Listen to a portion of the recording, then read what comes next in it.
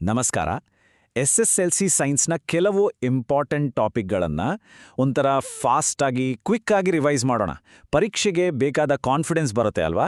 ಜೊತೆಗೆ ಕೆಲವು ಇಂಟ್ರೆಸ್ಟಿಂಗ್ ವಿಷಯಗಳನ್ನು ಒಟ್ಟಿಗೆ ಅರ್ಥ ಮಾಡ್ಕೊಳ್ಳೋಣ. ಹಾಗಾದರೆ ಶುರು ಮಾಡೋಣವಾ? ಓಕೆ, ಇವತ್ತು ನಾವು ಸೈನ್ಸ್ನ 3 ಮೇನ್ ಪಾರ್ಟ್ಸ್ ನೋಡ್ತೀವಿ. ಫಸ್ಟ್ ಫಿಸಿಕ್ಸ್, ಅದರಲ್ಲಿ ಒಂದು ಕ್ಯಾಲ್ಕ್ಯುಲೇಷನ್ ಪ್ರಾಬ್ಲಮ್ ಸಾಲ್ವ್ ಮಾಡೋಣ. ಆಮೇಲೆ ಕೆಮಿಸ್ಟ್ರಿಗೆ ಹೋಗಿ ಕಾರ್ಬನ್ ಕಾಂಪೌಂಡ್ಸ್ ಬಗ್ಗೆ ತಿಳ್ಕೊಳ್ಳೋಣ. ಲಾಸ್ಟ್ನಲ್ಲಿ ಬಯಾಲಜಿಯಲ್ಲಿ ಪಾಲಿನೇಷನ್ ಹಿಂದಿರೋ ಸೀಕ್ರೆಟ್ ಏನು ಅಂತ ನೋಡೋಣ. ಸರಿ, ಟೈಮ್ ವೇಸ್ಟ್ ಮಾಡೋದು ಬೇಡ, ನೇರವಾಗಿ ಟಾಪಿಕ್ಗೆ ಜಂಪ್ ಆಗೋಣ. ಸರಿ, ಮೊದಲು ಫಿಸಿಕ್ಸ್. ಇಲ್ಲಿ ನಾವು ಎಲೆಕ್ಟ್ರಿಕ್ ಸರ್ಕ್ಯೂಟ್ಸ್ ಬಗ್ಗೆ ಒಂದು ಕಾಮನ್ ಪ್ರಾಬ್ಲಮ್ ಸಾಲ್ವ್ ಮಾಡ್ತೀವಿ. ಇದು ಎಕ್ಸಾಮಲ್ಲಿ ಪದೇ ಪದೇ ಕೇಳೋ ಒಂದು ಇಂಪಾರ್ಟೆಂಟ್ ಕಾನ್ಸೆಪ್ಟ್. ಸ್ವಲ್ಪ ಗಮನ ಕೊಡಿ. ನೋಡಿ, ನಮ್ಮ ಮುಂದಿರೋ ಚಾಲೆಂಜ್ ಇದು. ನಮ್ಮ ಹತ್ರ 2 ರೆಸಿಸ್ಟರ್ಗಳಿವೆ. ಒಂದು 10 ಓಮ್, ಇನ್ನೊಂದು 40 ಓಮ್. ಇವೆರಡನ್ನು ಒಂದು 12 ವೋಲ್ಟ್ ಬ್ಯಾಟ್ರಿಗೆ ಸೀರೀಸ್ ಆಗಿ ಕನೆಕ್ಟ್ ಮಾಡಿದ್ದೀವಿ. ಈಗ ಈ ಇಡೀ ಸರ್ಕ್ಯೂಟ್ನಲ್ಲಿ ಎಷ್ಟು ಕರೆಂಟ್ ಹರಿಯುತ್ತೆ ಅಂತ ಕಂಡುಹಿಡಿಬೇಕು. ಹೇಗೆ ಮಾಡೋದಿದನ್ನು? ಸರಿ, ಕ್ಯಾಲ್ಕುಲೇಷನ್ ಮಾಡೋ ಮುಂಚೆ ನಮಗೆ ಏನೇನು ಗೊತ್ತಿದೆ ಅಂತ ಲಿಸ್ಟ್ ಮಾಡ್ಕೋಣ. ನಮ್ಮ ಹತ್ರ 2 ರೆಸಿಸ್ಟರ್ ವ್ಯಾಲ್ಯೂ ಇದೆ. R1 ಅಂದರೆ 10 ohm, R2 40 ohm. Battery voltage ಕೂಡ ಗೊತ್ತಿದೆ, 12 ವೋಲ್ಟ್. ಹಾಗಾದರೆ ನಾವೀಗ ಕಂಡುಹಿಡಿಬೇಕಾಗಿರೋದೇನು? ಹೌದು, ಕರೆಂಟ್ ಅಂದರೆ I. ಈ ಪ್ರಾಬ್ಲಮ್ ಸಾಲ್ವ್ ಮಾಡೋಕೆ ಒಂದು ಸಿಂಪಲ್ 3 ಸ್ಟೆಪ್ ಮೆಥಡ್ ಇದೆ. ಸ್ಟೆಪ್ 1, ಒಟ್ಟು ರೆಸಿಸ್ಟೆನ್ಸ್ ಎಷ್ಟು ಅಂತ ಲೆಕ್ಕ ಹಾಕೋಣ. ಸ್ಟೆಪ್ 2, ಓಮ್ಸ್ ಲಾ ಬಳಸಿ ಟೋಟಲ್ ಕರೆಂಟ್ ಕಂಡುಹಿಡಿಯೋಣ. ಆಮೇಲೆ ಸ್ಟೆಪ್ 3, ಫೈನಲ್ ಆನ್ಸರ್ ಬರೆಯೋಲಷ್ಟೇ. ರೆಡಿನಾ? ಮೊದಲನೇ ಸ್ಟೆಪ್ ಟೋಟಲ್ ರೆಸಿಸ್ಟೆನ್ಸ್ ಕಂಡುಹಿಡಿಯೋದು. ನೋಡಿ, ರೆಸಿಸ್ಟರ್ಗಳನ್ನು ಸೀರೀಸಲ್ಲಿ ಕನೆಕ್ಟ್ ಮಾಡಿದಾಗ ಅದು ಒಂದರ ಹಿಂದೆ ಒಂದು ಸ್ಪೀಡ್ ಬ್ರೇಕರ್ ಇದ್ದಾಗೆ. ಟೋಟಲ್ ಬ್ರೇಕರ್ ಎಫೆಕ್ಟ್ ಅಂದ್ರೆ 2 ಬ್ರೇಕರ್ಗಳನ್ನು ಸೇರಿಸಿದ್ರಾಯ್ತು ಅಲ್ವಾ? ಹಾಗೇನೆ ಇಲ್ಲೂ ಟೋಟಲ್ ರೆಸಿಸ್ಟೆನ್ಸ್ ಅಂದ್ರೆ 2 ಕೂಡೋದು ಅಷ್ಟೇ. 10 ಓಮ್ ಪ್ಲಸ್ 40 ಓಮ್, ನಮಗೆ ಸಿಕ್ಕಿದ್ದು 50 ಓಮ್. ಈಗ ಎರಡನೇ ಸ್ಟೆಪ್, ಓಮ್ಸ್ ಲಾ ಅಪ್ಲೈ ಮಾಡೋಣ. ಹೀಗೆ ಯೋಚನೆ ಮಾಡಿ, ವೋಲ್ಟೇಜ್ ಅಂದ್ರೆ ಕರೆಂಟನ್ನು ತಳ್ಳೋ ಫೋರ್ಸ್, ರೆಸಿಸ್ಟೆನ್ಸ್ ಅಂದ್ರೆ ಅದನ್ನ ತಡೆಯೋ ಅಬ್ಸ್ಟೆಕಲ್. ಹಾಗಾದ್ರೆ ಕರೆಂಟ್ ಅಂದ್ರೆ ಏನು? ಅದೇ ಎರಡರ ನಡುವಿನ ರಿಸಲ್ಟ್. ಓಮ್ಸ್ ಲಾ ಪ್ರಕಾರ ಕರೆಂಟ್ I ಬೇಕು ಅಂದ್ರೆ ವೋಲ್ಟೇಜ್ Vಯನ್ನು ಟೋಟಲ್ ರೆಸಿಸ್ಟೆನ್ಸ್ RS ಇಂದ ಡಿವೈಡ್ ಮಾಡಬೇಕು. ನಮ್ಮ ಕೇಸ್ನಲ್ಲಿ 12 volts divided by 50 ohms. And final answer ಇಲ್ಲಿದೆ. ಕ್ಯಾಲ್ಕುಲೇಟ್ ಮಾಡಿದಾಗ ನಮಗೆ 0.24 ಆಂಪಿಯರ್ ಸಿಗುತ್ತೆ. ಒಂದು ವಿಷಯ ನೆನ್ಪಿಡಿ, ಯೂನಿಟ್ಸ್ ತುಂಬಾ ಇಂಪಾರ್ಟೆಂಟ್. ಆಂಪಿಯರ್ ಅಂತ ಬರೆಯೋದನ್ನ ಮರಿಬೇಡಿ. ಅಷ್ಟೇ. ನೋಡಿ, ಎಷ್ಟು ಸಿಂಪಲ್ ಆಗಿ ಈ ಸರ್ಕ್ಯೂಟ್ ಪ್ರಾಬ್ಲಮ್ ಸಾಲ್ವ್ ಮಾಡಿದ್ವಿ. ಓಕೆ, ಕ್ಯಾಲ್ಕುಲೇಟರ್ ಎಲ್ಲ ಪಕ್ಕಕ್ಕಿಟ್ಟು ಈಗ ಕೆಮಿಸ್ಟ್ರಿಯ ಇಂಟ್ರೆಸ್ಟಿಂಗ್ ವರ್ಲ್ಡ್ಗೆ ಎಂಟ್ರಿ ಕೊಡೋಣ. ಇಲ್ಲಿ ನಾವು ಲೈಫ್ನ ಬೇಸಿಕ್ ಎಲಿಮೆಂಟ್ ಅಂತಾನೆ ಕರೆಯೋ ಕಾರ್ಬನ್ಗೆ ಸಂಬಂಧಪಟ್ಟ 2 ಇಂಪಾರ್ಟೆಂಟ್ ಕಾನ್ಸೆಪ್ಟ್ಸ್ ಬಗ್ಗೆ ತಿಳ್ಕೊಳ್ಳೋಣ. ಬನ್ನಿ, ಒಂದು ಸಿಂಪಲ್ ಪ್ರಶ್ನೆಯಿಂದ ಶುರು ಮಾಡೋಣ. ಗಾಡಿಗಳಿಗೆಲ್ಲ ಫ್ಯೂಯಲ್ ಆಗಿ ಹಾಕ್ತಾರಲ್ಲ, CNG ಅಂದ್ರೆ ಕಂಪ್ರೆಸ್ಡ್ ನ್ಯಾಚುರಲ್ ಗ್ಯಾಸ್. ಅದರಲ್ಲಿರೋ ಮೇನ್ ಕಾಂಪೊನೆಂಟ್ ಯಾವುದು ಗೊತ್ತಾ? ಸ್ವಲ್ಪ ಯೋಚನೆ ಮಾಡಿ. ಮೀಥೇನ್ ಅಂತ ಗೆಸ್ ಮಾಡಿದ್ರೆ ಕರೆಕ್ಟ್. ಮೀಥೇನ್ ಅಂದ್ರೆ CH4.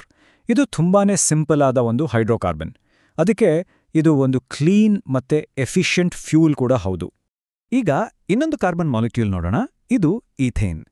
ಇಲ್ಲಿ ನೋಡಿ, 2 ಕಾರ್ಬನ್ ಆಟಮ್ಸ್ ಹೇಗೆ ಒಂದಕ್ಕೊಂದು ಸೇರ್ಕೊಂಡು ಒಂದು ಚೈನ್ ಥರ ಫಾರ್ಮ್ ಆಗಿದೆ ಅಂತ. ಕಾರ್ಬನ್ನ ಈ ಸ್ಪೆಷಲ್ ಪ್ರಾಪರ್ಟಿಯಿಂದಾನೇ ಆರ್ಗ್ಯಾನಿಕ್ ಕಾಂಪೌಂಡ್ಸಲ್ಲಿ ಇಷ್ಟೊಂದು ವೆರೈಟಿ ಇರೋದು. ಇದರ ಹಿಂದಿನ ಸೀಕ್ರೆಟ್ ಏನು ಅಂತ ನೋಡೋಣ ಬನ್ನಿ. ಕಾರ್ಬನ್ ಆಟಮ್ಸ್ ತನ್ನಷ್ಟಕ್ಕೆ ಹೀಗೆ ಒಂದಕ್ಕೊಂದು ಸೇರ್ಕೊಂಡು ಉದ್ದುದ್ದ ಚೈನ್ ಮಾಡ್ಕೊಳ್ಳೋ ಈ ಒಂದು ಅದ್ಭುತ ಪ್ರಾಪರ್ಟಿಗೆ ಕ್ಯಾಟಿನೇಷನ್ ಅಂತ ಹೆಸರು. ಇದು ಒಂಥರ ಲೆಗೋ ಬ್ಲಾಕ್ಸ್ ಇದ್ದ ಹಾಗೆ.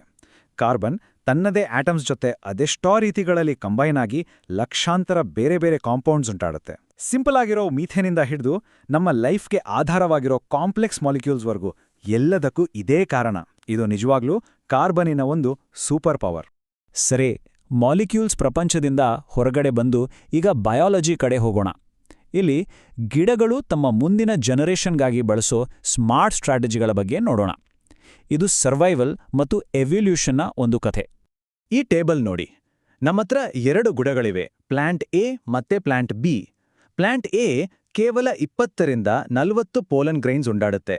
ಆದರೆ ಪ್ಲಾಂಟ್ B ಅಬ್ಬಬ್ಬಾ ಬರೋಬ್ಬರಿ 5ರಿಂದ 8 ಲಕ್ಷ ಪೋಲನ್ ಗ್ರೈನ್ಸ್. ಅದೆಂತ ಡಿಫ್ರೆನ್ಸ್ ಅಲ್ವಾ? ಇಲ್ಲ ಆಡ್ತಿರೋದಾದ್ರೂ ಏನು?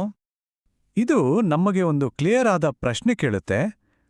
ಯಾಕೆ ಪ್ಲಾಂಟ್ B ಪ್ಲಾಂಟ್ Aಗಿಂತ ಲಕ್ಷಾಂತರ ಪಟ್ಟು ಜಾಸ್ತಿ ಪೋಲನ್ ಉಂಟಾಡುತ್ತೆ?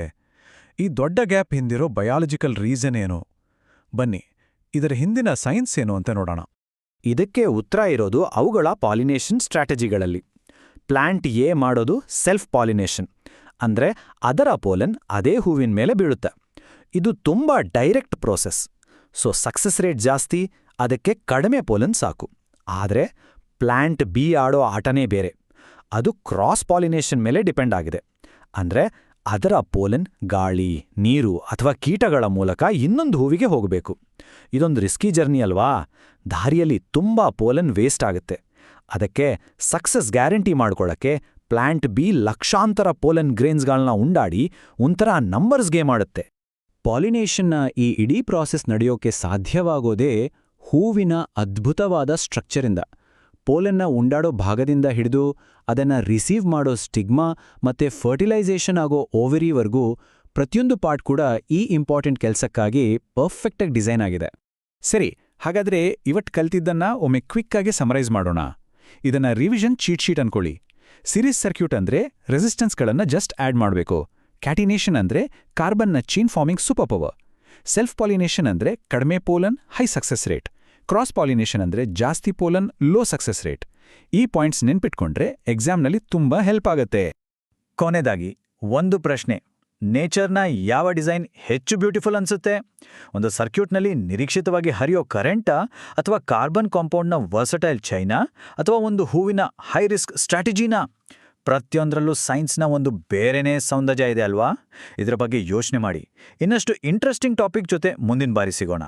ನೋಡಿದ್ದಕ್ಕೆ ಧನ್ಯವಾದಗಳು.